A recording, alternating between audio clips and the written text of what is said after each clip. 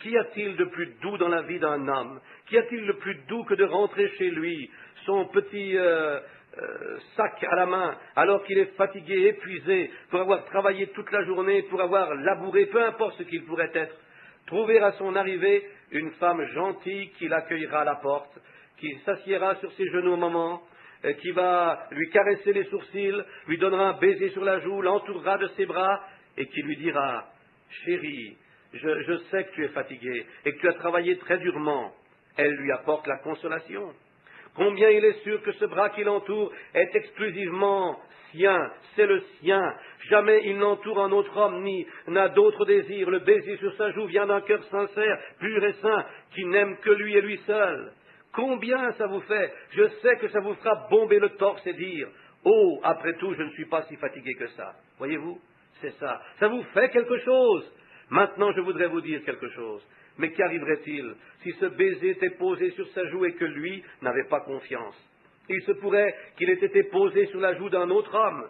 Qu'arriverait-il si ces bras qui l'entourent avaient embrassé n'importe qui et désiraient encore faire la même chose? Ça ne signifierait pas grand-chose. Il n'y aurait pas grand-chose en cela. Pourquoi? Maintenant, au commencement, ils étaient un. Dieu, lorsqu'il créa l'homme, il le créa un être double, à la fois mâle et femelle. Il le sépara dans la chair, le plaça ici sur la terre dans la chair, mais la partie femelle était toujours esprit. Regardez, mes amis, Dieu était très sage. Oh, comment ça! Ne laissez pas cela vous échapper. Dieu n'a jamais pris une poignée de poussière pour en faire une Ève.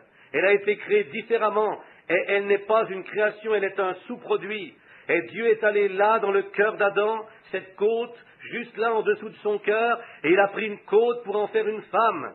Et une même partie de l'esprit d'Adam était dans la femme, et les deux sont un. Une âme, un corps, un esprit, ils sont un.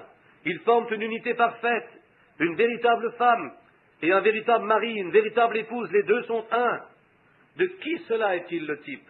De Christ. Cela est tiré de son sein. Pas un sous-produit, un produit dérivé, pas une éclosion méthodiste, baptiste ou pentecôtiste, non monsieur, mais de son propre cœur. Il a retiré sa bien-aimée, qui est aussi pure et fidèle que possible. Elle est aussi fidèle qu'un lys. Regardez-la dans le passé. Salomon disait, « Viens, mon amour, marchons au milieu des grenadiers, enivrons-nous d'amour. » Et quand le croyant véritable ouvre ses bras avec un cœur pur et s'accroche à Christ, l'affection de cet amoureux Christ entre dans son sein. C'est son épouse, juste comme le mari agit à l'égard d'une véritable femme. Quel genre de personnes devrions-nous être? Sommes-nous en train de jouer à la prostituée avec le Christ?